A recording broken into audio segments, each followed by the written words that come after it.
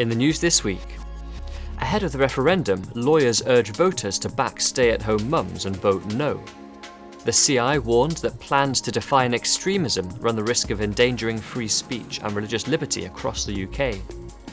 And almost 2,500 medics speak out against plans to allow the intentional killing of patients in Scotland. Hello. Lawyers have urged voters not to remove the Constitution's only recognition of mothers just ahead of Mother's Day. Lawyers for No, launched by Senator Michael McDowell, outlined the impact of voting to remove the state's commitment to stay-at-home mothers and equate durable relationships with marriage.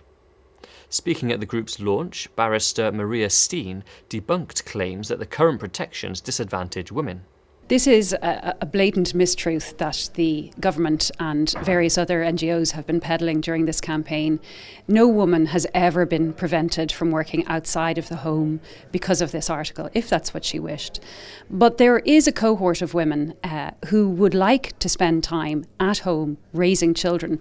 And the particular Article 41.2 references mothers rather than women generally. So this is for the protection of children and in the interests of children and in the interests of the bonding between mother and children. If women wish to stay at home, I think it's not unreasonable that the state should support them. Leisha de Bruin agreed, highlighting the landmark recognitions that would be lost. It's acknowledging the profoundly important work, the value of mothering and what that gives society. The UK government wants to expand the definition of extremism to include those deemed to undermine British values. It is expected to lead to more groups and individuals being banned from accessing public funding and public venues. Senior Whitehall sources called the proposals legally fraught, warning that they will provoke tensions with groups that campaign against gender ideology, same-sex marriage and abortion. Christian MP Miriam Cates said previous attempts to enforce British values in schools have led to a woke crusade, where what many consider to be extremist views on sex, gender and race have taken precedence over biological and historical fact. Speaking to Premier Christian Radio, the Institute's Kieran Kelly urged the government not to repeat past mistakes by drafting overly broad measures, but to focus on tackling genuine extremist behaviour.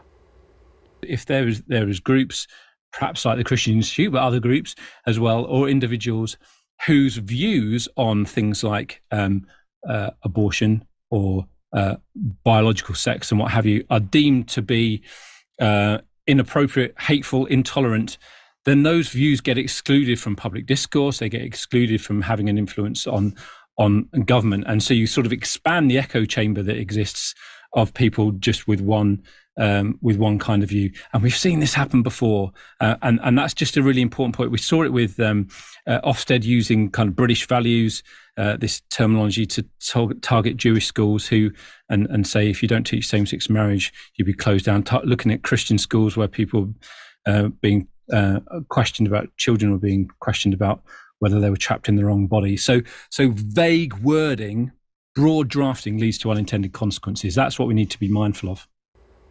Pro-life students at the University of Manchester have been threatened and assaulted during one of their first meetings as a society. Manchester Pro-Life Society was forced to move 3 times before it could complete its presentation, but faced down hundreds of activists shouting chants such as "Stay in there and die."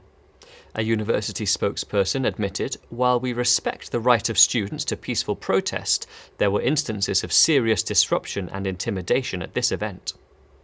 Speaking to GB News, committee member Inga recounted the verbal abuse she suffered at the event. University should be a place where you can discuss and debate opinions without the fear of being marginalised or oppressed. What happened last night was completely opposite to that. We were met with a lot of abuse and oppression just for wanting to discuss our own opinions together.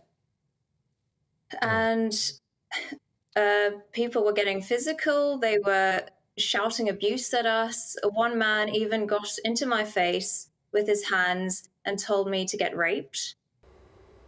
And finally, nearly 2,500 medical professionals are against MSP Liam MacArthur's assisted dying bill.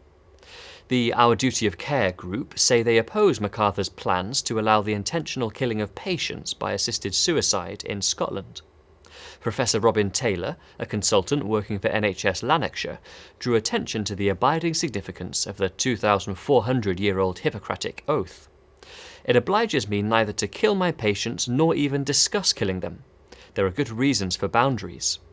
And Scottish A&E consultant Dr. Calvin Lightbody warned that not everyone opting for assisted dying slips away quietly, and highlighted the fact that the proposed bill makes no provision for doctors who want to opt out.